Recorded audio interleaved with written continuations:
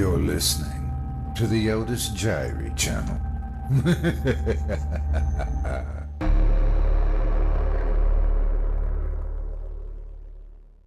Chapter 7 The Visitor. Mark was determined to go ahead with his plan to gather more REM sleep data, whilst his comatose patient was under the influence of the new drug.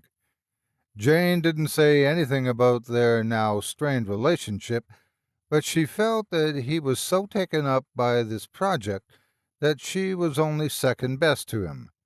As the week came and went, their hours clashed almost audibly, with little time together. The late evenings, when they were both at the flat, meant little to Jane, as it was usually spent with Mark totally engrossed in his work on the new data, and her stuck in front of the TV in the bedroom, away from his swearing and mutterings when things didn't go quite right for him. He was fast becoming a different person to the Mark she first knew. He had managed to record several sessions of REM sleep data, which certainly showed an increase in brain activity under the influence of the drug. The all-important submodulation waveforms were proportionately larger and more detailed, as he had hoped. On the Friday evening, he was all plugged in and ready to go with the first of the new batch of data. Jane had to work late that night, so he was on his own, without having to worry about Jane's boredom. He was well aware of the problems he was causing with his obsession, but he just couldn't help it. He had to see it through now. There were too many unanswered questions arising, which he had hoped would be partially resolved over the weekend. The first of the new data was switched through. The monitor flickered into life, and there, as clear as he could have hoped for, was a building he immediately recognized as the Kremlin. Mark was stunned. He knew it was the genuine article. He started a new page in the notebook and jotted down the details. The image came and went a few times before completely fading from view. It was replaced by the face of a woman, which also remained on the screen for some time. At this stage, he set the video recorder to record the scenes appearing on the monitor. He again ran the EEG data to capture the view of the Kremlin, and then the mysterious face. It seemed to be that of a woman in her late 20s or early 30s. It was difficult to tell, but certainly a very distinctive and attractive young woman. Mark just couldn't come to terms with the fact that he had actually been able to capture clear personal dreams and recollection of images and memories. He thought over the implications of this. It could be used by the police to discover the truth about a person's criminality. It would doubtless show the crime, if there had been one committed, because it would be the main overriding thing on the subject's mind. In an unconscious state, control of what was to dream would be impossible. His invention could also have many other uses, mainly of a sinister nature. He thought deeply about this problem. He could prevent this dream machine getting into the wrong hands by simply never telling anyone about it and by destroying the evidence. Only Jane knew. Could he trust her if it came to it? His preoccupation with the ethics of the device had taken his mind off the monitor, which was still running through the data. When he regained his focus on the screen, he just caught a glimpse of a different part of the dream sequence. He reran the stream. The face was the last thing he remembered seeing, but now on the screen was a shocking run of images. It started with a lot of flashes of different images, far too quick to comprehend, but that didn't matter. He could always slow it down later if necessary. The screen then became dominated by a large black object moving at speed and quickly filling the screen, in fact, the man's mind's eye. This had been the moment he was run down by the car. The screen image flickered again and returned to the face of the woman. Mark hastily noted down all he saw, even though it was video recorded twice already. The screen then went blank, except for repeated fuzzy areas, and remained so for a long time.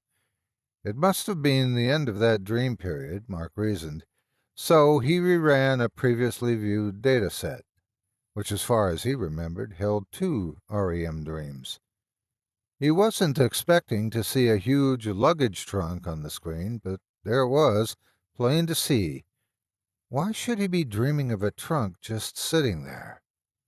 The picture went dark and then repeated a sequence he had seen before on his earlier batch.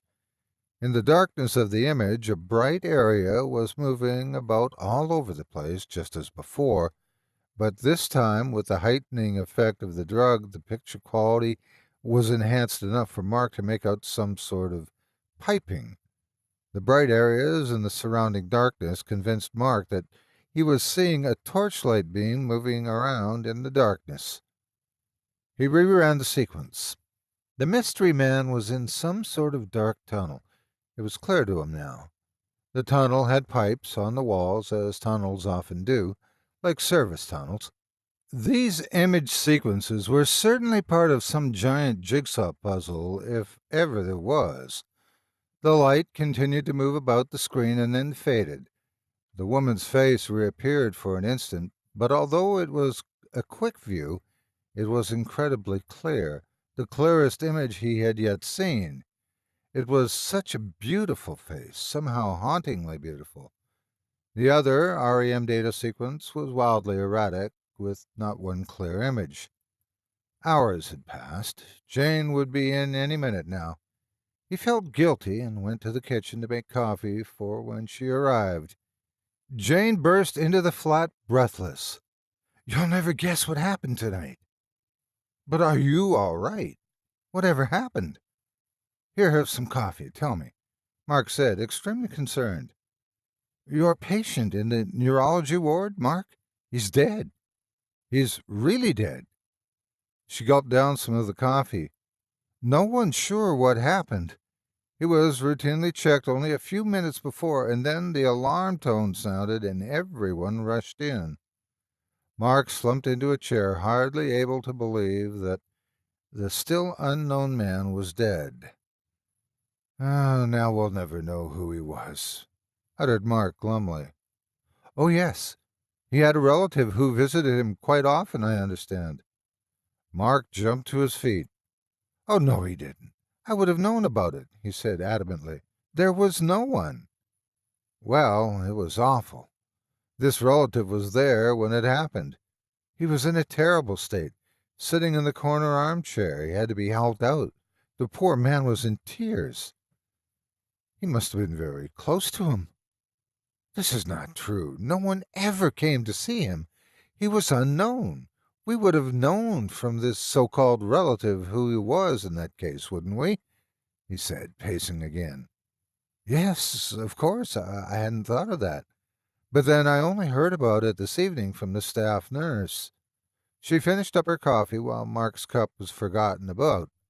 "I know the staff nurse. She would have told me, or someone, anyone, because we desperately needed to know who he was."